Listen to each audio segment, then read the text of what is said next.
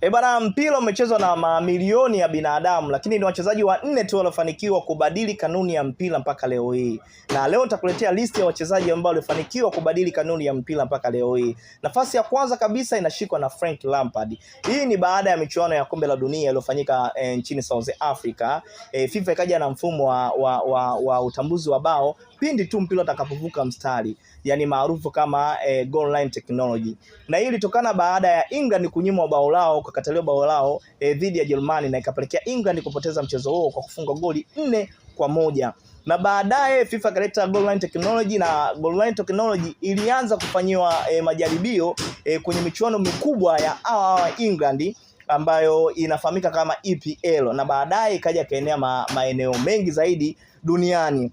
Lakini pia hii ndio ikafanywa maboresho makubwa, ikaletwa video za marejeo za usaidizi wa mwamuzi, yani video assistance referee maarufu kama VAR, ikawa inatumika. Yani VAR ilizaliwa na goal line technology, ni kutokana na mwaka 2010 baada ya goli la Frank Lampard kukataliwa. Lakini nafasi ya pili inashikwa na Peter Schmeichel. Hii ni baada ya michuano ya Euro mwaka 1992.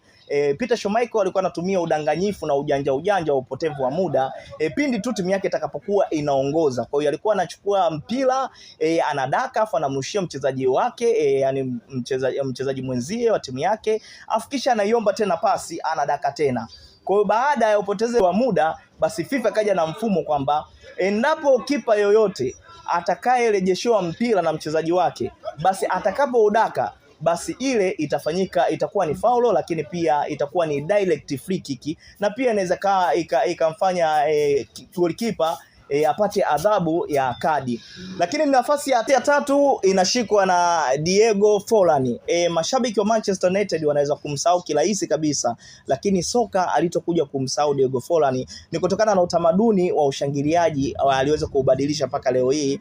Na hii baada ya mechi ya Southampton dhidi ya Manchester United, alitokea benchini na kuingia katika mechi hiyo, baadaye akashangilia kwa kuvua jezi baada ya kupata bao. Basi alivyoshangilia mpaka anarejea katika mchezo, ile jezi ambayo alikuwa ameivua kwa ajili ya kushangilia kuweza kuiona, kwa hiyo ikapelekea acheze kitumbo wazi. Baada ya mchezo huo, basi FIFA ikaja na kanuni kwamba mchezaji yoyote atakayevua jezi kwa kushangilia na akabaki kitumbo wazi, basi atapata adhabu ya kupata kadi ya manjano. Lakini nafasi ya 4 inashikiliwa na Emiliano Martinez. Bana, huyu ni kutokana na ile tabia yake ya kuwatoa mchezoni pindi tu kitakapotokea matuta, yani penalty, kwamba huwa na tabia kwamba kipindi cha kupiga penalty anapokuwa golini, basi anamfuata mpigaji penalty na kumtolea na kumtengeneza mazingira ya kisaikolojia kumharibu, na ili aweze kufuta ile penalty.